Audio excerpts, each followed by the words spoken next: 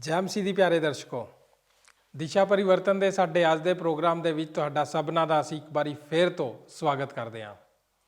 ਅਸੀਂ ਆਪਣੇ ਦਿਆਲੂ ਅਤੇ ਕਿਰਪਾਲੂ ਪਰਮੇਸ਼ਰ ਦਾ ਧੰਨਵਾਦ ਕਰਦੇ ਹਾਂ ਕਿ ਉਹਨੇ ਸਾਨੂੰ ਇੱਕ ਹੋਰ ਮੌਕਾ ਦਿੱਤਾ ਕਿ ਅਸੀਂ ਉਹਦੇ ਵਚਨ ਨੂੰ ਲੈ ਕੇ ਤੁਹਾਡੇ ਸਾਹਮਣੇ ਹਾਜ਼ਰ ਹੋਏ ਹਾਂ।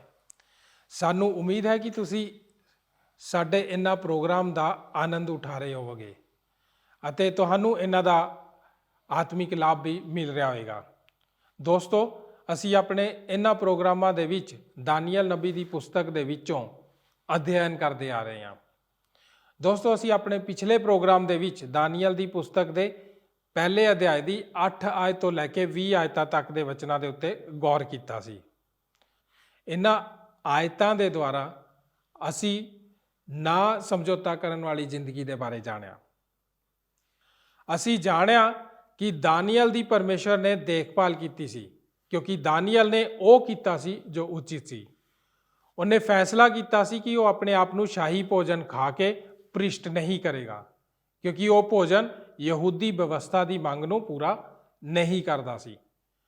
ਦੋਸਤੋ, ਅਸੀਂ ਸਿੱਖਿਆ ਕਿ ਜਦੋਂ ਅਸੀਂ ਪਰਮੇਸ਼ਰ ਦੇ ਉੱਤੇ ਭਰੋਸਾ ਕਰਦੇ ਹਾਂ ਅਤੇ ਉਹਦੀ ਮਰਜ਼ੀ ਦੇ ਵਿੱਚ ਬਣੇ ਰਹਿੰਦੇ ਹਾਂ ਤਾਂ ਉਹ ਸਦਾ ਛੁਪਣ ਦਾ ਸਥਾਨ ਅਤੇ ਸੁਰੱਖਿਅਤ ਜਗ੍ਹਾ ਬਣ ਜਾਂਦਾ ਹੈ। ਇਸ ਤੋਂ ਬਾਅਦ ਅਸੀਂ ਸਮਝੌਤਾ ਕਰਨ ਵਾਲੀ ਜ਼ਿੰਦਗੀ ਦੇ ਨਤੀਜਿਆਂ ਉੱਤੇ ਗੌਰ ਕੀਤਾ। ਇਸ ਦੇ ਅਧੀਨ ਅਸੀਂ ਹੌਸਲਾ, ਕਾਇਲ ਕੀਤੇ ਜਾਣਾ, ਨਿਮਰਤਾ, ਭਰੋਸਾ ਅਤੇ ਇਕਸਰਤਾ ਦੇ ਬਿੰਦੂਆਂ ਉੱਤੇ ਗੱਲਬਾਤ ਕੀਤੀ। ਇਹ ਉਹ ਸਦਗੁਣ ਸਨ ਜੋ ਦਾਨੀਏਲ ਦੇ ਜੀਵਨ ਦੇ ਵਿੱਚ ਪਾਏ ਜਾਂਦੇ ਸਨ। ਇਹ ਉਹ ਗੁਣ ਸੀ ਜਿਨ੍ਹਾਂ ਕਰਕੇ ਉਹ ਬਾਬੁਲ ਦੇ ਵਿੱਚ ਇੱਕ ਮਹਾਨ ਸਫਲ ਵਿਅਕਤੀ ਬਣਿਆ। ਸਾਡੇ ਅੱਜ ਦੇ ਪ੍ਰੋਗਰਾਮ ਦੇ ਵਿੱਚ ਅਸੀਂ ਆਪਣੇ ਪਿਛਲੇ ਪ੍ਰੋਗਰਾਮ ਦੇ ਬਾਕੀ ਹਿੱਸੇ ਦੇ ਉੱਤੇ ਅਧਿਐਨ ਨੂੰ ਜਾਰੀ ਰੱਖਾਂਗੇ। ਅੱਜ ਅਸੀਂ ਦਾਨੀਏਲ ਨਬੀ ਦੇ ਪਹਿਲੇ ਅਧਿਆਇ ਦੀ 21 ਆਇਤ ਦੇ ਉੱਤੇ ਗੌਰ ਕਰਾਂਗੇ। ਇਹ ਆਖਰੀ ਆਇਤ ਆਪਣੇ ਆਪ ਵਿੱਚ ਇੱਕ ਸਮੁੱਚਾ ਸੰਦੇਸ਼ ਹੈ। ਇਹ ਸਿਖਾਉਂਦਾ ਹੈ ਕਿ ਸਮੁੱਚੀ ਅਸੀਰੀ ਦੇ ਦੌਰਾਨ ਦਾਨੀਏਲ ਕਾਇਮ ਰਿਹਾ। ਸੋ ਦੋਸਤੋ, ਕੀ ਤੁਸੀਂ ਤਿਆਰ ਹੋ ਅੱਜ ਦੇ ਅਧਿਐਨ ਪ੍ਰੋਗਰਾਮ ਦੇ ਲਈ? ਤਾਂ ਫਿਰ ਆਓ ਬਿਨਾਂ ਸਮਾਂ ਗਵਾਏ ਆਪਣੇ ਪ੍ਰੋਗਰਾਮ ਦੇ ਵਿੱਚ ਅੱਗੇ ਵਧਦੇ ਹਾਂ। ਪਰ ਇਸ ਤੋਂ ਪਹਿਲਾਂ ਆਓ ਆਪਣੇ ਮਨਾਂ ਨੂੰ ਪਰਮੇਸ਼ਰ ਦੇ ਵਚਨ ਦੇ ਲਈ ਤਿਆਰ ਕਰੀਏ ਅਤੇ ਉਸ ਦੇ ਲਈ ਸੁਣਦੇ ਹਾਂ ਇਹ ਭਜਨ।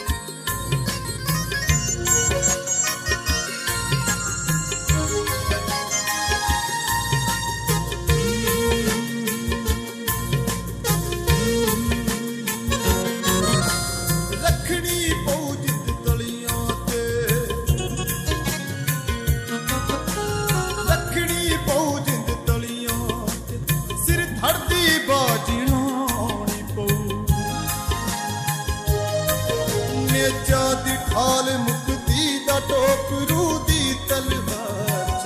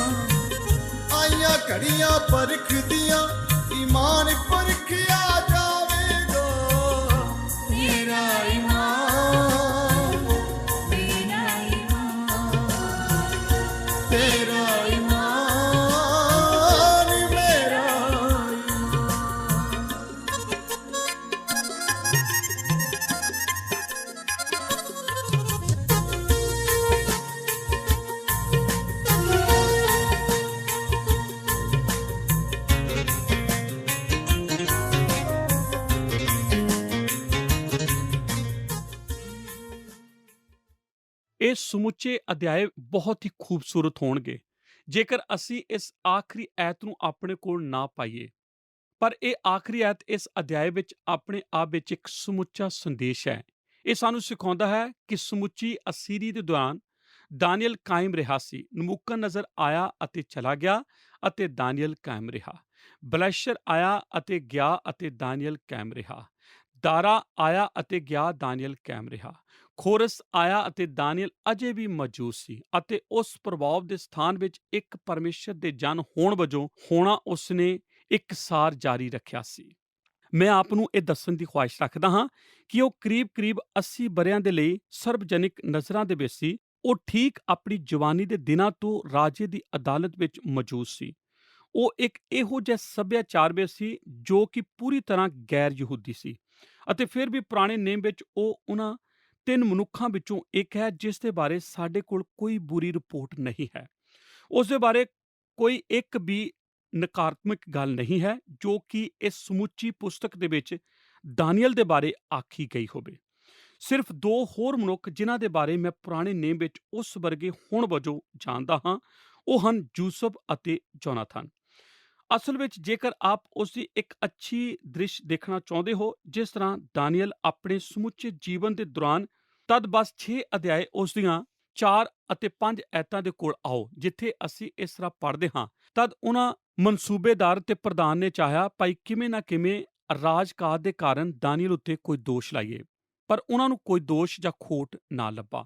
ਕਿਉਂ ਜੋ ਉਹ ਵਫਾਦਾਰ ਸੀ ਅਤੇ ਉਹਦੇ ਵਿੱਚ ਕੋਈ ਆਗੁਣ ਜਾਂ ਖੋਟ ਨਾ ਲੱਭਾ, ਤਾਂ ਉਹਨਾਂ ਮਨੁੱਖਾਂ ਨੇ ਆਖਿਆ ਅਸੀਂ ਇਸ ਦਾਨੀਏਲ ਨੂੰ ਉਹਦੇ ਪਰਮੇਸ਼ਰ ਦੀ ਵਿਵਸਥਾ ਤੋਂ ਬਿਨਾਂ ਕਿਸੇ ਹੋਰ ਗੱਲ ਵਿੱਚ ਦੋਸ਼ੀ ਨਾ ਲੱਭਾਂਗੇ। ਦੂਸਰੇ ਸ਼ਬਦਾਂ ਵਿੱਚ ਇੱਕੋ ਹੀ ਤਰੀਕਾ ਜਿਸ ਦੇ ਅਨੁਸਾਰ ਆਪ ਦਾਨੀਏਲ ਦੀ ਗਲਤੀ ਨੂੰ ਪਕੜਨ ਜਾ ਰਹੇ ਹੋ, ਉਹ ਹੈ ਉਸ ਦੇ ਧਰਮ ਦੇ ਵਿੱਚ ਤਾਕਤ। ਉਹਨਾਂ ਨੇ ਉਹਨਾਂ ਸਾਰੇ ਵਰ੍ਹਿਆਂ ਦੇ ਦੌਰਾਨ ਉਸ ਦੇ ਉੱਤੇ ਆਪਣੀ ਨਜ਼ਰ ਰੱਖੀ ਸੀ। ਆਪ ਜਾਣਦੇ ਹੋ, ਮੈਂ ਇਸ ਤਰ੍ਹਾਂ ਸੋਚਣ ਦੀ ਖੁਆਇਸ਼ ਕਰ ਰਿਹਾ ਹਾਂ, ਜੇਕਰ ਕੋਈ ਇਹੋ ਜਿਹਾ ਰਾਜਨੀਤਿਕ ਸਿਆਸੀ ਵਿਅਕਤੀ ਹੋਵੇ ਜੋ ਕਿ 50 ਵਰ੍ਹਿਆਂ ਦੇ ਲਈ ਸਰਕਾਰ ਵਿੱਚ ਕਾਇਮ ਰਿਹਾ ਹੋਵੇ, ਜਿਸ ਦੇ ਬਾਰੇ ਕੋਈ ਵੀ ਕਦੇ ਕੋਈ ਗਲਤ ਗੱਲ ਜਾਂ ਭੈੜੀ ਗੱਲ ਨਾ ਆਖ ਸਕਿਆ ਹੋਵੇ, ਮੈਂ ਨਹੀਂ ਸੋਚ ਸਕਦਾ ਜੇਕਰ ਕਦੇ ਵੀ ਕੋਈ ਮਨੁੱਖ ਇਹੋ ਜਿਹਾ ਹੋਵੇ। ਮੈਨੂੰ ਸ਼ੱਕ ਹੈ ਕਿ ਅਸੀਂ ਇਸ ਦੇ ਜਲਦੀ ਹੀ ਬਰਪਨ ਦੇ ਖੇਤਰ ਵਿੱਚ ਹਾਂ। ਪਰ ਦਾਨੀਏਲ ਇਸ ਤਰ੍ਹਾਂ ਦਾ ਸੀ, ਉਸਨੇ ਲੰਬੇ ਅਰਸੇ ਦੇ ਲਈ ਇਹ ਸਭ ਤੋਂ ਉੱਪਰ ਉੱਠ ਕੇ ਇੱਕ ਪਵਿੱਤਰ ਜੀਵਨ ਬਿਤਾਇਆ ਸੀ। ਆਪ ਜਾਣਦੇ ਹੋ ਕਿ ਹੇ ਮਨੁੱਖੋ ਤੇ ਔਰਤੋ, ਕਿ ਇਹ ਜਿਉਣ ਦੇ ਲਈ ਇੱਕ ਮਹਾਨ ਚੁਣੌਤੀ ਹੈ।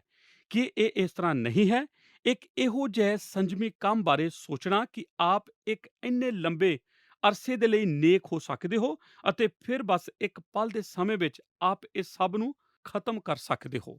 ਜਿਹੜਾ ਸੁਲੇਮਾਨ ਦੇ ਬਾਰੇ ਸੋਚੋ, ਜੋ ਕਿ ਸਭ ਤੋਂ ਬਾਅਦ ਬੁੱਧੀਮਾਨ ਮਨੁੱਖ ਜੋ ਕਦੇ ਵੀ ਜੀਆ ਹੋਵੇ ਉਹ ਸੀ, ਪਰ ਉਸਨੇ ਆਪਣੀ ਵੱਡੀ ਉਮਰ ਵਿੱਚ ਉਸਨੇ ਆਪਣੇ ਭਰੋਸੇ ਨੂੰ ਭ੍ਰਸ਼ਟ ਕਰ ਲਿਆ ਸੀ।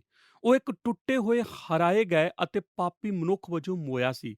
ਪਰ ਸਮੁੱਚੇ ਰਾਤ ਦੇ ਦੌਰਾਨ ਦਾਨੀਏਲ ਕਾਇਮ ਰਿਹਾ ਸੀ। ਇੱਕ ਸਰਤਾ, ਜੀ ਹਾਂ, ਇੱਕ ਨਾ ਸਮਝੌਤਾ ਕਰਨ ਵਾਲੇ ਜੀਵਨ ਦੇ ਨਤੀਜੇ ਇਹ ਹਨ: ਹੌਸਲਾ, ਕਾਇਲਤਾ, ਨਮਰਤਾ, ਭਰੋਸਾ ਅਤੇ ਇਕਸਰਤਾ।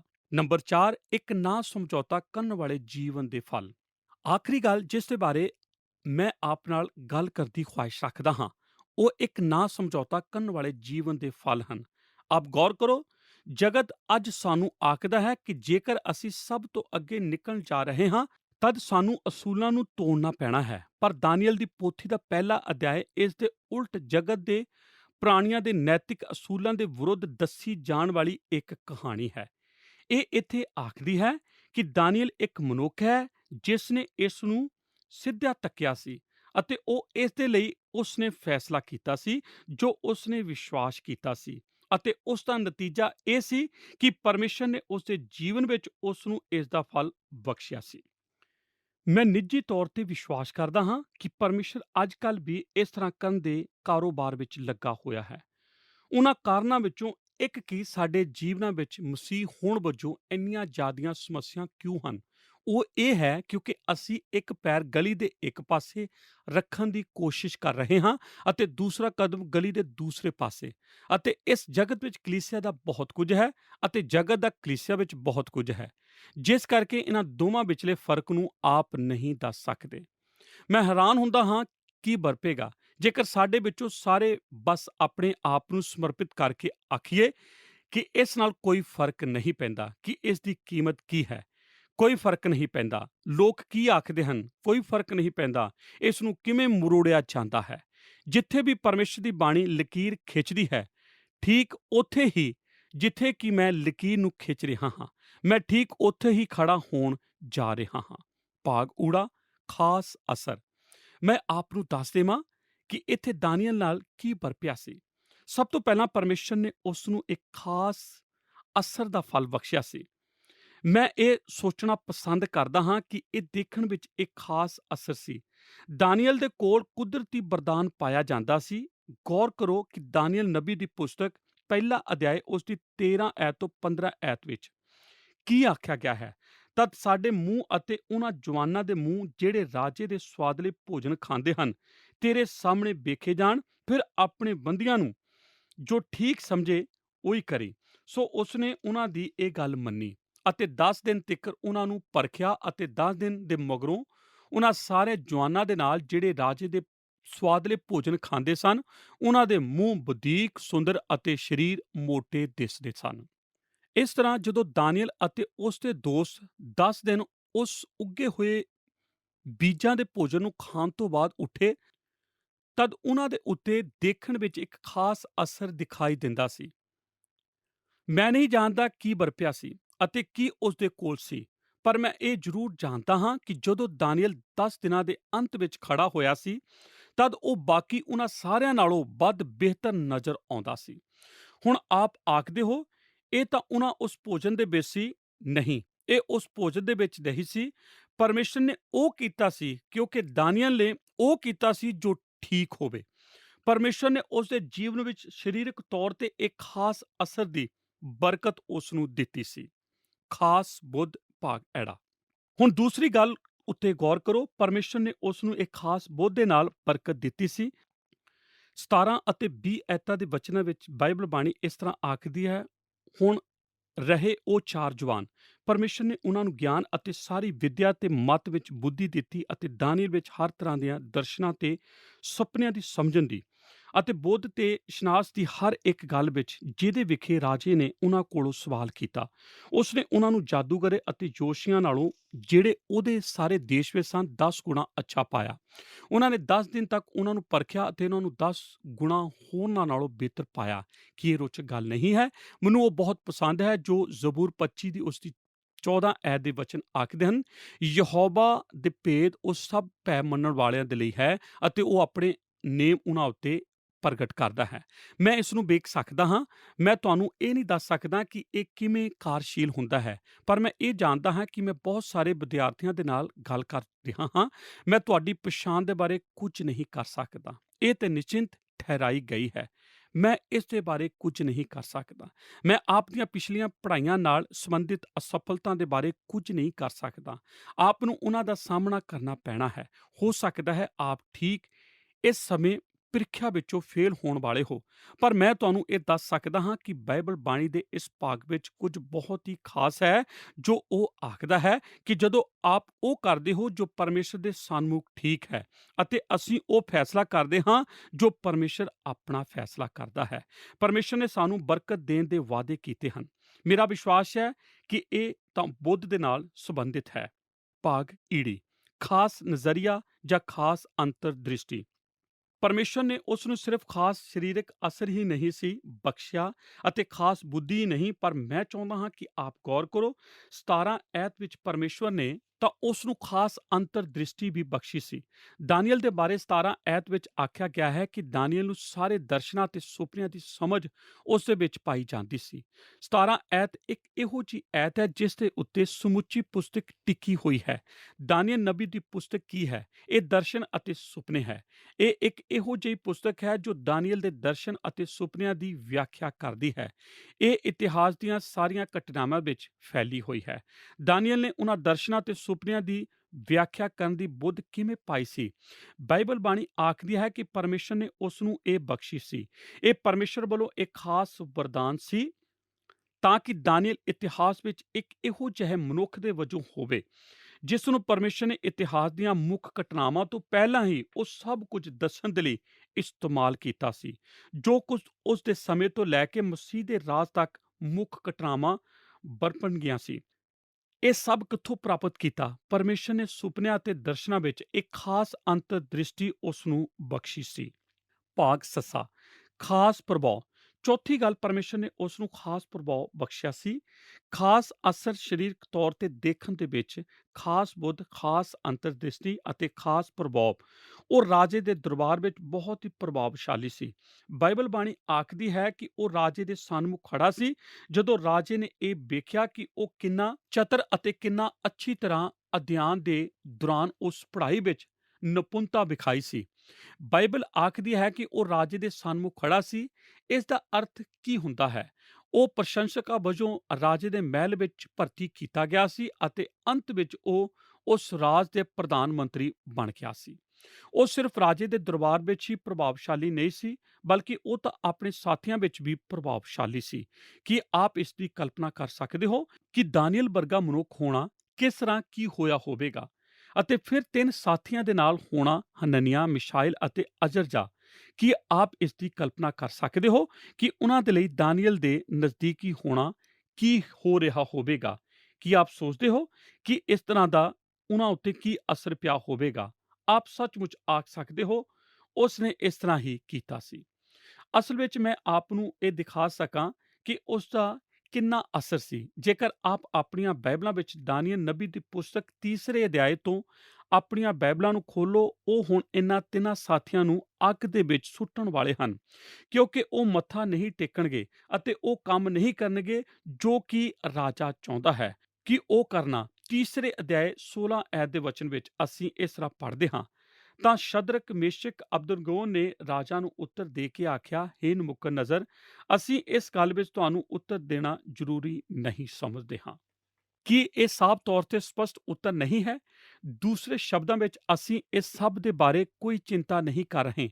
ਸਾਨੂੰ ਇਸ ਦੀ ਕੋਈ ਚਿੰਤਾ ਨਹੀਂ ਕਿ ਤੂੰ ਕੌਣ ਹੈ। ਅਸਲ ਵਿੱਚ ਅਸੀਂ ਠੀਕ ਉਹ ਜਾਣਦੇ ਹਾਂ ਜੋ ਕੁਝ ਅਸੀਂ ਆਖਣ ਜਾ ਰਹੇ ਹਾਂ। ਸਾਡਾ ਪਰਮੇਸ਼ਰ, ਜਿਹਦੀ ਅਸੀਂ ਸੇਵਾ ਕਰਦੇ ਹਾਂ, ਸਾਨੂੰ ਅੱਗ ਦੀ ਬਲਦੀ ਹੋਈ ਭੱਠੀ ਤੋਂ ਛੁਡਾਉਣ ਦੀ ਸ਼ਕਤੀ ਰੱਖਦਾ ਹੈ। ਅਤੇ ਹੇ ਮਹਾਰਾਜਾ ਜੀ, ਉਹੀ ਸਾਨੂੰ ਤੁਹਾਡੇ ਹੱਥੋਂ ਵੀ ਛੁਡਾਵੇਗਾ। ਨਹੀਂ ਤਾਂ ਹੇ ਮਹਾਰਾਜਾ, ਤੁਹਾਨੂੰ ਪਤਾ ਹੋਵੇ ਕਿ ਅਸੀਂ ਤੁਹਾਡੇ ਦੇਵਤੇ ਦੀ ਸੇਵਾ ਨਹੀਂ ਕਰਾਂਗੇ ਅਤੇ ਨਾ ਹੀ ਉਸ ਸੋਨੇ ਦੀ ਮੂਰਤ ਅੱਗੇ ਜਿਹਨੂੰ ਤੁਸੀਂ ਖੜਾ ਕੀਤਾ ਹੈ ਮੱਥਾ ਟੇਕਾਂਗੇ।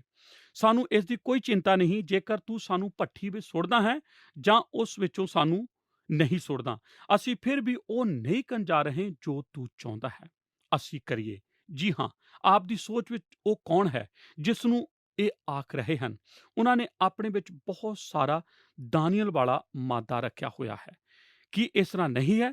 ਦਾਨੀਏਲ ਦਾ ਉਸ ਦੇ ਸਾਥੀਆਂ ਉੱਤੇ ਬਹੁਤ ਅਸਰ ਪਿਆ ਸੀ। ਤੀਸਰੀ ਗੱਲ, ਉਸ ਦਾ ਅਸਰ ਉਸ ਅਸੀਰੀ ਵਿੱਚ ਪਾਏ ਜਾਣ ਵਾਲੇ ਲੋਕਾਂ ਉੱਤੇ ਸੀ। ਕੀ ਆਪ ਜਾਣਦੇ ਹੋ ਕਿ ਦਾਨੀਏਲ ਇੱਕੋ ਹੀ ਇੱਕ ਉਹ ਢੁਕਵੀਂ ਚੀਜ਼ ਸੀ ਜੋ ਉਹਨਾਂ ਨੇ ਸਾਰੀ ਅਸੀਰੀ ਦੇ ਦੌਰਾਨ ਉਹਨਾਂ ਦੇ ਕੋਲ ਸੀ। ਦਾਨੀਏਲ ਉਸ ਸਮੇਂ ਉੱਥੇ ਮੌਜੂਦ ਸੀ। ਕੀ ਆਪ ਇਸ ਦੀ ਕਲਪਨਾ ਕਰ ਸਕਦੇ ਹੋ ਕਿਵੇਂ ਉਹ ਗੁਲਾਮ ਜੋ ਕਿ ਉਸ ਵਕਤ ਬਾਬਲ ਵਿੱਚ ਬੰਦੀ ਬਣਾਏ ਗਏ ਸਨ, ਕਿਵੇਂ ਉਹ ਦਾਨੀਏਲ ਵੱਲ ਇੱਕ ਨਾਇਕ ਵਜੋਂ ਤੱਕਦੇ ਸਨ? ਉਹ ਰਾਜੇ ਦੇ ਮਹਿਲ ਵਿੱਚ ਸਾਡਾ ਵਿਅਕਤੀ ਹੈ, ਉਹ ਸਾਡਾ ਬੰਦਾ ਹੈ। ਦਾਨੀਏਲ ਨਬੀ ਦੀ ਪੁਸਤਕ ਵਿੱਚ ਇੱਕ ਗੱਲ ਪਾਈ ਜਾਂਦੀ ਹੈ ਜੋ ਕਿ ਕਿਸੇ ਹੋਰ ਦੇ ਬਾਰੇ, ਜਿੱਥੋਂ ਤੱਕ ਮੈਂ ਜਾਣਦਾ ਹਾਂ, ਬਾਈਬਲ ਵਿੱਚ ਨਹੀਂ ਦੁਹਰਾਈ ਗਈ। ਉਹ ਹੈ, ਹੇ ਅਤ ਪਿਆਰੇ ਮਨੁੱਖ। ਹੇ ਦਾਨੀਏਲ ਨਬੀ ਦੀ ਪੁਸਤਕ ਵਿੱਚ 3 ਵਾਰ ਦਾਨੀਏਲ ਦਾ ਜ਼ਿਕਰ ਕਰਦਿਆਂ ਆਖੀ ਗਈ ਹੈ। ਸਿਰਫ ਇੱਕੋ ਹੀ ਮਨੁੱਖ ਹੈ ਜੋ ਇਸ ਦੇ ਲਾਗੇ ਢੁਕਦਾ ਹੈ, ਉਹ ਹੈ ਪ੍ਰਭੂ ਯਿਸੂ ਮਸੀਹ। ਦਾਨੀਏਲ ਅਤ ਪਿਆਰਾ ਮਨੁੱਖ ਸੀ। ਕਿਉਂ? ਉਹ ਅਸੀਰੀ ਵਿੱਚ ਪਾਏ ਜਾਣ ਵਾਲੇ ਉਸ ਦੇ ਲੋਕਾਂ ਦਾ ਚੈਂਪੀਅਨ ਸੀ। ਉਹ ਇੱਕ ਇਹੋ ਜਿਹਾ ਮਨੁੱਖ ਸੀ ਜਿਸ ਤੋਂ ਉਹਨਾਂ ਨੇ ਆਪਣਾ ਬਲ ਪਾਇਆ ਸੀ। ਉਹ ਜਾਣਦੇ ਸਨ ਕਿ ਦਾਨੀਏਲ ਠੀਕ ਹੋਵੇਗਾ ਕਿਉਂਕਿ ਉਹ ਉਸ ਦੇ ਉੱਤੇ ਭਰੋਸਾ ਰੱਖਦੇ ਸਨ। ਇਸ ਤਰ੍ਹਾਂ ਇਸ ਦੇ ਆਲੇ ਦੁਆਲੇ ਰਹਿੰਦੇ ਸਨ ਜਦੋਂ ਉਹ ਬਾਬਲ ਵਿੱਚ ਪਾਏ ਜਾਂਦੇ ਸਨ, ਆਪਣੇ ਮੁਲਕ ਤੋਂ ਦੂਰ। ਅਸਲ ਵਿੱਚ ਇੱਥੇ ਇੱਕ ਸਭ ਤੋਂ ਵੱਧ ਰੋਚਕ ਗੱਲ ਹੈ। ਆਜਰਾ ਦੀ ਪੁਸਤਕ ਵਿੱਚ ਇੱਕ ਬਹੁਤ ਹੀ ਅਦਭੁਤ ਵਚਨ ਦੇ ਭਾਗ ਹੈ ਜੋ ਆਖਦਾ ਹੈ, ਕੋਰਸ ਰਾਜਾ ਦੇ ਰਾਜ ਵਿੱਚ ਇੱਕ ਦਿਨ ਉਸਨੇ ਯਹੂਦੀਆਂ ਨੂੰ ਜੋ ਉਸ ਦੇ ਅਧੀਨ ਸਨ, ਉਹਨਾਂ ਵਿੱਚੋਂ ਕੁਝ ਕੁ ਦਾਨੀਏਲ ਦੇ ਦੋਸਤ ਸਨ, ਉਹਨਾਂ ਨੂੰ ਆਪਣੇ ਕੋਲ ਬੁਲਾਇਆ ਅਤੇ ਆਖਿਆ, ਮੈਂ ਤੁਹਾਨੂੰ ਇਹ ਦੱਸਣ ਦੀ ਕੋਸ਼ਿਸ਼ ਕਰਦਾ ਹਾਂ ਕਿ ਜੇਕਰ ਆਪ ਵਾਪਸ ਯਰੂਸ਼ਲਮ ਨੂੰ ਜਾ ਕੇ ਆਪਣੀ ਹੈਕਲ ਨੂੰ ਦੁਬਾਰਾ ਉਸਾਰਨ ਦੀ ਖੁਆਇਸ਼ ਰੱਖਦੇ ਹੋ ਅਤੇ ਆਪਣੇ ਸ਼ਹਿਰ ਨੂੰ ਦੁਬਾਰਾ ਉਸਾਰਨ ਦੀ, ਤਾਂ ਜੋ ਕੁਝ ਆਪ ਨੂੰ ਕਰਨਾ ਪੈਣਾ ਹੈ ਉਹੀ ਕਰੋ। ਤੁਸੀਂ ਆਪਣੇ ਆਪ ਨੂੰ ਅੱਗੇ ਲਿਆਓ ਅਤੇ ਮੈਂ ਚਾਹਾਂਗਾ ਕਿ ਤੁਸੀਂ ਵਾਪਸ ਚਲੇ ਜਾਓ। ਦਾਨੀਏਲ ਨਬੀ ਦੀ ਪੁਸਤਕ ਉਸਦੇ 10 ਅਧਿਆਇ ਦੀ ਪਹਿਲੀ ਐਤ ਵਿੱਚ ਹੀ ਵਚਨ ਪਾਏ ਜਾਂਦੇ ਹਨ। ਹੁਣ ਦਾਨੀਏਲ ਖੋਰਸ ਰਾਜਾ ਦੇ ਤੀਸਰੇ ਵਰ੍ਹੇ ਤੱਕ ਉਸੇ ਅਹੁਦੇ ਤੇ ਕਾਇਮ ਰਿਹਾ ਅਤੇ ਮੇਰੇ ਨਜ਼ਰ ਵਿੱਚ ਇਹ ਇੱਕ ਬਹੁਤ ਹੀ ਮੁੱਖ ਗੱਲ ਹੈ ਅਤੇ ਇਹ ਸੱਚ ਹੈ। ਮੇਰਾ ਇਹ ਵਿਸ਼ਵਾਸ ਹੈ ਕਿ ਇੱਕ ਦਿਨ ਦਾਨੀਏਲ ਰਾਜਾ ਕੋਰਸ ਦੇ ਕੋਲ ਗਿਆ ਸੀ ਅਤੇ ਉਹ ਯਹੂਦੀਆਂ ਦੇ ਲਈ ਉਹਨਾਂ ਦੇ ਆਪਣੇ ਮੁਲਕ ਨੂੰ ਵਾਪਸ ਜਾਣ ਦੀ ਇਜਾਜ਼ਤ ਲੈਣ ਦੇ ਲਈ ਬੇਨਤੀ ਕਰਦਾ ਹੈ। ਉਹ ਉਸ ਦੇ ਅੱਗੇ ਜ਼ਰਮੀਆ ਨਬੀ ਦੇ ਦੁਆਰਾ ਕੀਤੀ ਭਵਿੱਖਬਾਣੀ ਦੇ ਵਚਨਾਂ ਨੂੰ ਪੜ੍ਹਦਾ ਹੈ, ਜਿਸ ਦੇ ਵਿੱਚ ਆਖਿਆ ਗਿਆ ਸੀ ਕਿ ਇਸਰਾਇਲ ਦੇ ਲੋਕ 70 ਵਰ੍ਹੇ ਅਸੀਰੀ ਦੇ ਵਿੱਚ ਜਾਣਗੇ ਅਤੇ ਉਹ ਆਖਦਾ ਹੈ, ਖੋਰਸ, ਮੈਂ ਤੈਨੂੰ ਇਹ ਦਿਖਾਉਣ ਦੀ ਖੁਆਇਸ਼ ਰੱਖਦਾ ਹਾਂ ਜੋ ਜ਼ਰਮੀਆ ਨਬੀ ਨੇ ਮੇਰੇ ਲੋਕਾਂ ਦੇ ਬਾਰੇ ਆਖਿਆ ਸੀ, ਜੋ ਠੀਕ ਇੱਥੇ ਇਸ ਰਾਤ ਦੇ ਵਚਨ ਹਨ। ਅਤੇ ਮੈਂ ਚਾਹੁੰਦਾ ਹਾਂ ਕਿ ਤੂੰ ਜਾਣ ਲਵੇ ਕਿ ਉਹ 70 ਵਰ੍ਹੇ ਹੁਣ ਖਤਮ ਹੋ ਚੁੱਕੇ ਹਨ ਅਤੇ ਹੇ ਖੋਰਸ ਰਾਜਾ, ਮੇਰੇ ਲੋਕਾਂ ਦੇ ਹੁਣ ਘਰ ਵਾਪਸ ਜਾਣ ਦਾ ਸਮਾਂ ਆ ਗਿਆ ਹੈ ਅਤੇ ਮੈਂ ਤੈਨੂੰ ਉਤਸ਼ਾਹਿਤ ਕਰਨ ਦੀ ਖੁਆਇਸ਼ ਰੱਖਦਾ ਹਾਂ ਕਿ ਤੂੰ ਉਹਨਾਂ ਨੂੰ ਵਾਪਸ ਜਾਣ ਦੇ। ਆਜ਼ਰਾ ਨਬੀ ਦੀ ਪੁਸਤਕ ਆਖਦੀ ਹੈ ਕਿ ਫਾਰਸ ਦੇ ਰਾਜ ਖੋਰਸ ਨੇ ਉਹਨਾਂ ਅਸੀਰਾਂ ਦੇ ਉਹਨਾਂ ਆਪਣੇ ਦੇਸ਼ ਨੂੰ ਵਾਪਸ ਜਾਣ ਦੇ ਲਈ ਆਜ਼ਾਦ ਕਰ ਦਿੱਤਾ ਸੀ। ਮੈਂ ਸੋਚਦਾ ਹਾਂ ਕਿ ਇਹ ਸਭ ਦੇ ਬਰਪਨ ਦੇ ਪਿੱਛੇ ਜੋ ਕਾਰਨ ਸੀ ਉਹ ਦਾਨੀਏਲ ਦਾ ਪ੍ਰਭਾਵ ਸੀ। ਕੀ ਆਪ ਕਿਸੇ ਚੀਜ਼ ਦੇ ਬਾਰੇ ਸੋਚ ਸਕਦੇ ਹੋ ਜੋ ਆਪ ਜਾਣਦੇ ਹੋਵੋ? ਕੀ ਇਤਿਹਾਸ ਵਿੱਚ ਕਿਸੇ ਵੀ ਇਸ ਤਰ੍ਹਾਂ ਦੇ ਮਨੁੱਖ ਦੇ ਬਾਰੇ ਜਿਸ ਨੇ 17 ਸਾਲ ਦੀ ਉਮਰ ਵਿੱਚ ਦਬਾਅ ਦੇ ਅਧੀਨ ਆਰੰਭ ਕੀਤਾ ਹੋਵੇ ਅਤੇ ਆਪਣੇ ਸਾਰੇ ਜੀਵਨ 80 ਸਾਲ ਦੀ ਉਮਰ ਤੱਕ ਜਾਂ 90 ਵਰ੍ਹਿਆਂ ਦੇ ਆਰੰਭ ਤੱਕ ਉਹ ਆਪਣੇ ਪਰਮੇਸ਼ਰ ਲਈ ਇੱਕ ਲਗਾਤਾਰ ਗਵਾਹੀ ਰਿਹਾ ਹੋਵੇ ਅਤੇ ਆਪਣੇ ਪ੍ਰਭੂ ਦੀ ਗਵਾਹੀ ਆਪ ਜਾਣਦੇ ਹੋ ਕਿ ਇਸ ਦੀ ਸ਼ੁਰੂਆਤ ਹੀ ਨੌਜਵਾਨ ਲੋਕੋ ਕਿੱਥੋਂ ਹੋਈ ਸੀ? ਇਸ ਦਾ ਆਰੰਭ ਠੀਕ ਉਸ ਪਹਿਲੇ ਦਿਨ ਹੋਇਆ ਸੀ ਜਦੋਂ ਉਸ ਨੂੰ ਉਸ ਦੇ ਨਾਲ ਸਮਝੌਤਾ ਕਰਨ ਲਈ ਫਰਮਾਇਆ ਗਿਆ ਸੀ, ਜਿਸ ਦੇ ਬਾਰੇ ਉਹ ਜਾਣਦਾ ਸੀ ਕਿ ਇਹ ਠੀਕ ਨਹੀਂ ਅਤੇ ਉਸ ਨੇ ਉਸ ਦੇ ਬਾਰੇ ਨਾ ਆਖਿਆ ਸੀ। ਕੀ ਅਸੀਂ ਪ੍ਰਾਰਥਨਾ ਕਰ ਸਕਦੇ ਹਾਂ? ਹੇ ਪ੍ਰਭੂ, ਸਾਡੇ ਜੀਵਨਾਂ ਵਿੱਚ ਸਾਡੇ ਵਿੱਚੋਂ ਹਰੇਕ ਦੇ ਜੀਵਨਾਂ ਦੇ ਵਿੱਚ ਪ੍ਰਤਿਆਬੇ ਆਉਂਦੇ ਹਨ। ਅਸੀਂ ਇਹ ਜਾਣਦੇ ਹਾਂ ਅਤੇ ਹਮੇਸ਼ਾ ਹੀ ਇਹ ਨਹੀਂ ਦੱਸ ਸਕਦੇ ਕਿ ਇਹ ਕਦੋਂ ਆ ਰਿਹਾ ਹੈ। ਅਸੀਂ ਆਪਣੇ ਦਿਲਾਂ ਅਤੇ ਆਪਣੇ ਜੀਵਨਾਂ ਦੇ ਵਿੱਚ ਹੈਰਾਨ ਹੁੰਦੇ ਹਾਂ ਕਿ ਸਾਡੇ ਜ਼ਮਾਨੇ ਦੇ ਦਾਨੀਏਲ ਕਿੱਥੇ ਹਨ। ਅਸੀਂ ਇਬਰਾਨੀਆਂ ਦੀ ਪੁਸਤਕ 11 ਅਧਿਆਇ ਨੂੰ ਪੜ੍ਹਦੇ ਹਾਂ, ਉਹਨਾਂ ਸਾਰੇ ਮਹਾਨ ਯੋਧਿਆਂ ਦੇ ਬਾਰੇ ਜੋ ਪ੍ਰਸਿੱਧੀ ਦੀ ਸੂਚੀ ਵਿੱਚ ਨਵੇਂ ਨੇਮ ਦੇ ਸਮਿਆਂ ਤੋਂ ਰਹੇਂਗੇ ਅਤੇ ਅਸੀਂ ਆਪਣੇ ਆਪ ਨੂੰ ਸਵਾਲ ਕਰਦੇ ਹਾਂ, ਉਹ ਹੁਣ ਕਿੱਥੇ ਹੈ? ਉਹ ਮਨੁੱਖ ਅਤੇ ਔਰਤ ਅਤੇ ਨੌਜਵਾਨ ਕਿੱਥੇ ਹਨ ਜੋ ਇਹ ਆਖਣਗੇ ਕਿ ਜਿੱਥੇ ਪਰਮੇਸ਼ਰ ਆਪਣੀ ਲਕੀਰ ਖਿੱਚਦਾ ਹੈ, ਮੈਂ ਵੀ ਆਪਣੀ ਲਕੀਰ ਉੱਥੇ ਹੀ ਖਿੱਚਾਂਗਾ, ਕੋਈ ਵੀ ਪ੍ਰਤਾਵਾ ਕਿਉਂ ਨਾ ਹੋਵੇ। ਮੈਂ ਉਸ ਦੀ ਉਲੰਘਣਾ ਨਹੀਂ ਕਰਾਂਗਾ ਜੋ ਪਰਮੇਸ਼ਰ ਆਖਦਾ ਹੈ ਕਿ ਮੈਨੂੰ ਕਰਨਾ ਪੈਣਾ ਹੈ। ਹੇ ਪ੍ਰਭੂ, ਜ਼ਰੂਰੀ ਹੈ ਕਿ ਕੁਝ ਹੋਣ ਜੋ ਕਿ ਉਸ ਪੁਰਾਣੇ ਜ਼ਮਾਨੇ ਦੇ ਦਾਨੀਏਲ ਦੀ ਤਰ੍ਹਾਂ ਆਪਣੇ ਦਿਲਾਂ ਦੇ ਵਿੱਚ ਉਹ ਠੀਕ ਕਾਜ ਕਰਨ ਲਈ ਮਾਨਛਾ ਬੰਨਣਗੇ ਅਤੇ ਜੀਵਨ ਦੇ ਵਿੱਚ ਕਾਫੀ ਛੋਟੇ ਹੁੰਦਿਆਂ ਹੋਇਆਂ, ਤਾਂ ਕਿ ਆਉਣ ਵਾਲੇ ਜੀਵਨ ਦੇ ਬਾਰੇ ਜੋ ਵੀ ਤੂੰ ਉਹਨਾਂ ਨੂੰ ਬਖਸ਼ੇ, ਉਹਨਾਂ ਦੇ ਦੌਰਾਨ ਉਹ ਇੱਕ ਮਹਾਨ ਪ੍ਰਭਾਵ ਉਹਨਾਂ ਦੇ ਜੀਵਨਾਂ ਦੇ ਵਿੱਚ ਪਾਉਣ। ਸਥਿਤੀ ਭਾਵੇਂ ਕੁਝ ਵੀ ਕਿਉਂ ਨਾ ਹੋਵੇ, ਉਹ ਪਰਮੇਸ਼ਰ ਦੇ ਲੋਕ ਹੋਣ ਦੇ ਲਈ ਹੋਣਾ ਜਾਰੀ ਰੱਖਣ। ਜਿੱਥੇ ਪਰਮੇਸ਼ਰ ਲਕੀਰ ਖਿੱਚਦਾ ਹੈ, ਸਾਨੂੰ ਉੱਥੇ ਲਕੀਰ ਖਿੱਚਣੀ ਹੈ ਔਰ ਸਾਨੂੰ ਸਮਝੌਤਾ ਨਹੀਂ ਕਰਨਾ। ਆਮੀਨ। ਦੋਸਤੋ, ਸਾਡੇ ਅੱਜ ਦੇ ਪ੍ਰੋਗਰਾਮ ਦੇ ਵਿੱਚ ਅਸੀਂ ਦਾਨੀਏਲ ਦੀ ਪੁਸਤਕ ਦੇ ਪਹਿਲੇ ਅਧਿਆਇ ਦੀ 21ਵੀਂ ਆਇਤ ਦੇ ਉੱਤੇ ਗੌਰ ਕਰ ਰਹੇ ਸੀ। ਅਸੀਂ ਅੱਜ ਵੇਖਿਆ ਕਿ ਬੇਲਸ਼ੱਸਰ ਆਇਆ ਅਤੇ ਚਲਿਆ ਗਿਆ, ਪਰ ਦਾਨੀਏਲ ਕਾਇਮ ਰਿਹਾ। ਦਾਰਾ ਆਇਆ ਅਤੇ ਗਿਆ, ਪਰ ਦਾਨੀਏਲ ਕਾਇਮ ਰਿਹਾ। ਖੋਰਸ ਆਇਆ ਅਤੇ ਗਿਆ, ਪਰ ਦਾਨੀਏਲ ਅਜੇ ਵੀ ਮੌਜੂਦ ਸੀ ਅਤੇ ਉਸ ਪ੍ਰਭਾਵ ਦੇ ਸਥਾਨ ਉੱਤੇ ਇੱਕ ਪਰਮੇਸ਼ਰ ਦੇ ਜਨ ਹੋਣ ਵਜੋਂ ਹੋਣਾ ਉਸ ਦੇ ਇਕਸਾਰ ਜਾਰੀ ਰੱਖਿਆ ਸੀ। ਦਾਨੀਏਲ ਲਗਭਗ 80 ਸਾਲਾਂ ਤੱਕ ਸਾਰਵਜਨਿਕ ਨਜ਼ਰਾਂ ਦੇ ਵਿੱਚ ਸੀ। ਉਹ ਆਪਣੀ ਜਵਾਨੀ ਦੇ ਦਿਨਾਂ ਤੋਂ ਹੀ ਰਾਜਿਆਂ ਦੇ ਦਰਬਾਰ ਵਿੱਚ ਮੌਜੂਦ ਸੀ। ਉਹ ਇੱਕ ਅਜਿਹੇ ਸੱਭਿਆਚਾਰ ਦੇ ਵਿੱਚ ਸੀ ਜੋ ਪੂਰੀ ਤਰ੍ਹਾਂ ਗੈਰ ਯਹੂਦੀ ਸੀ। ਫਿਰ ਵੀ ਉਹ ਪੁਰਾਣੇ ਨੇਮ ਦੇ ਉਹਨਾਂ 3 ਮਨੁੱਖਾਂ ਵਿੱਚੋਂ ਇੱਕ ਹੈ ਜਿਸ ਦੇ ਬਾਰੇ ਸਾਡੇ ਕੋਲ ਕੋਈ ਬੁਰੀ ਰਿਪੋਰਟ ਨਹੀਂ ਹੈ। ਉਸ ਦੇ ਬਾਰੇ ਕੋਈ ਇੱਕ ਵੀ ਨਕਾਰਾਤਮਕ ਗੱਲ ਨਹੀਂ ਹੈ। ਅਸੀਂ ਨਾ ਸਮਝੌਤਾ ਕਰਨ ਵਾਲੀ ਜ਼ਿੰਦਗੀ ਦੇ ਨਤੀਜੇ ਵੱਲੋਂ ਹੌਸਲੇ ਕਾਇਲ ਕੀਤੇ ਜਾਣ, ਨਿਮਰਤਾ, ਭਰੋਸਾ ਅਤੇ ਇਕਸਰਤਾ ਦੇ ਬਾਰੇ ਜਾਣਿਆ ਅਤੇ ਅਖੀਰ ਦੇ ਵਿੱਚ ਨਾ ਸਮਝੌਤਾ ਕਰਨ ਵਾਲੀ ਜ਼ਿੰਦਗੀ ਦੇ ਫਲਾਂ ਬਾਰੇ ਜਾਣਿਆ। ਦੋਸਤੋ, ਅੱਜ ਦੇ ਵਚਨ ਤੋਂ ਜਾਣਿਆ ਕਿ ਸੰਸਾਰ ਸਾਨੂੰ ਕਹਿੰਦਾ ਹੈ ਕਿ ਜੇਕਰ ਤੁਸੀਂ ਸਫਲਤਾ ਹਾਸਿਲ ਕਰਨਾ ਚਾਹੁੰਦੇ ਹੋ ਤਾਂ ਸਾਨੂੰ ਆਪਣੇ ਅਸੂਲਾਂ ਨੂੰ ਤੋੜਨਾ ਪਏਗਾ। ਪਰ ਦਾਨੀਏਲ ਦੀ ਪੁਸਤਕ ਦਾ ਪਹਿਲਾ ਅਧਿਆਇ ਸੰਸਾਰ ਦੇ ਉਲਟ ਦੱਸੀ ਜਾਣ ਵਾਲੀ ਇਸ ਨੈਤਿਕ ਕਹਾਣੀ ਹੈ। ਅਸੀਂ ਜਾਣਿਆ ਕਿ ਜੇਕਰ ਦਾਨੀਏਲ ਨੂੰ ਪਰਮੇਸ਼ਰ ਦੇ ਖਾਸ ਅਸਰ ਦਾ ਫਲ ਬਖਸ਼ਿਆ ਸੀ, ਦਾਨੀਏਲ ਦੇ ਕੋਲ ਕੁਦਰਤੀ ਵਰਦਾਨ ਪਾਇਆ ਜਾਂਦਾ ਸੀ। ਇਸ ਕਰਕੇ ਉਹ ਸਾਗ-ਪਾਤ ਖਾ ਕੇ ਵੀ ਸਭ ਤੋਂ ਬਿਹਤਰ ਨਜ਼ਰ ਆਉਂਦਾ ਸੀ। ਪਰਮੇਸ਼ਰ ਨੇ ਦਾਨੀਏਲ ਨੂੰ ਇੱਕ ਖਾਸ ਬੁੱਧ ਦੇ ਨਾਲ ਵੀ ਬਖਸ਼ਿਆ ਸੀ। ਇਸ ਤੋਂ ਬਾਅਦ ਅਸੀਂ ਖਾਸ ਅੰਤਰਦ੍ਰਿਸ਼ਟੀ ਅਤੇ ਖਾਸ ਪ੍ਰਭਾਵ ਦੇ ਉੱਤੇ ਚਰਚਾ ਕੀਤੀ। ਦੋਸਤੋ, ਅਸੀਂ ਜਾਣਿਆ ਕਿ ਦਾਨੀਏਲ ਦੀ ਕਹਾਣੀ ਸਾਡੇ ਲਈ ਇੱਕ ਮਹਾਨ ਪ੍ਰੇਰਨਾ ਹੈ। ਦੋਸਤੋ, ਸਫਲਤਾ ਨੂੰ ਪ੍ਰਾਪਤ ਕਰਨ ਦੇ ਲਈ ਸੰਸਾਰ ਦੇ ਸਿਧਾਂਤਾਂ ਦੇ ਉੱਤੇ ਭਰੋਸਾ ਨਾ ਕਰੋ, ਸਗੋਂ ਪਰਮੇਸ਼ਰ ਦੇ ਉੱਤੇ ਭਰੋਸਾ ਕਰੋ। ਪਰਮੇਸ਼ਰ ਤੁਹਾਨੂੰ ਜ਼ਰੂਰ ਤਰੱਕੀ ਬਖਸ਼ੇਗਾ। ਦੋਸਤੋ, ਅਸੀਂ ਉਮੀਦ ਕਰਦੇ ਹਾਂ ਕਿ ਤੁਹਾਨੂੰ ਸਾਡਾ ਅੱਜ ਦਾ ਪ੍ਰੋਗਰਾਮ ਪਸੰਦ ਆਇਆ ਹੋਵੇਗਾ। ਜੇਕਰ ਹਾਂ ਤਾਂ ਤੁਸੀਂ ਸਾਡੇ ਨਾਲ ਸੰਪਰਕ ਕਰ ਸਕਦੇ ਹੋ, ਸਾਨੂੰ ਆਪਣਾ ਫੀਡਬੈਕ ਦੇ ਸਕਦੇ ਹੋ। ਤੁਹਾਡੇ ਨਾਲ ਗੱਲਬਾਤ ਕਰਕੇ ਸਾਨੂੰ ਖੁਸ਼ੀ ਮਿਲੇਗੀ। ਆਓ ਪ੍ਰਾਰਥਨਾ ਕਰੀਏ। ਸਾਡੇ ਅਨੁਗ੍ਰਹਕਾਰੀ ਦਿਆਲੂ ਪਰਮੇਸ਼ਰ ਪ੍ਰਭੂ ਯਿਸੂ ਮਸੀਹ ਜੀ ਦੇ ਨਾਮ 'ਚ ਤੁਹਾਡਾ ਧੰਨਵਾਦ ਕਰਦੇ ਹਾਂ ਕਿ ਤੁਸੀਂ ਸਾਨੂੰ ਮੌਕਾ ਬਖਸ਼ਿਆ ਕਿ ਅਸੀਂ ਪ੍ਰਭੂ ਤੇਰੇ ਦਾਸ ਦਾਨੀਏਲ ਦੇ ਜੀਵਨ ਤੋਂ ਸਿੱਖਿਆ ਹਾਸਲ ਕਰ ਸਕੀਏ। ਅੱਜ ਪ੍ਰਭੂ ਜੀ ਅਸੀਂ ਜਾਣਿਆ ਕਿ ਪ੍ਰਭੂ ਜੋ ਤੁਹਾਡੇ 'ਚ ਬਣਿਆ ਰਹਿੰਦਾ ਹੈ, ਪ੍ਰਭੂ ਜੀ ਉਹਦੇ ਸਾਹਮਣੇ ਕੋਈ ਵੀ ਰਾਜ ਪਾਠ ਆਏ, ਕੋਈ ਵੀ ਰਾਜਾ ਆਏ, ਪਾਤਸ਼ਾਹੀਆਂ ਆਉਂਦੀਆਂ ਤੇ ਜਾਂਦੀਆਂ ਰਹਿੰਦੀਆਂ, ਲੇਕਿਨ ਤੁਹਾਡਾ ਜਨ ਬਣਿਆ ਰਹਿੰਦਾ। ਪਿਤਾ ਪਰਮੇਸ਼ਰ, ਤੁਸੀਂ ਆਪਣੇ ਲੋਕਾਂ ਨੂੰ ਵਿਪਰੀਤ ਪਰਿਸਥਿਤੀਆਂ 'ਚ, ਵਿਪਰੀਤ ਸੱਭਿਆਚਾਰ ਦੇ ਵਿੱਚ ਵੀ ਆਸ਼ੀਸ਼ ਤੇ ਬਰਕਤ ਦਿੰਦੇ ਹੋ। ਧੰਨਵਾਦ ਕਰਦੇ ਹਾਂ ਪਿਤਾ ਪਰਮੇਸ਼ਰ ਕਿ ਤੁਸੀਂ ਦਾਨੀਏਲ ਦੇ ਜੀਵਨ ਦੇ ਦੁਆਰਾ ਸਾਨੂੰ ਆਸ਼ੀਸ਼ਿਤ ਕੀਤਾ। ਯਿਸੂ ਨਾਸਰੀ ਜੀ ਦੇ ਨਾਮ 'ਚ ਮੰਗਦੇ ਹਾਂ, ਆਮੀਨ। ਸਾਰਿਆਂ ਨੂੰ ਜੈ ਮਸੀਹ ਦੀ। ਕੀ ਤੁਹਾਨੂੰ ਇਹ ਪ੍ਰੋਗਰਾਮ ਪਸੰਦ ਆਇਆ? ਹੁਣੇ ਸਾਨੂੰ ਇੱਕ ਮਿਸ ਕਾਲ ਦਿਓ ਤੇ ਤੁਸੀਂ ਅਗਲੇ ਜੇਤੂ ਹੋ ਸਕਦੇ ਹੋ।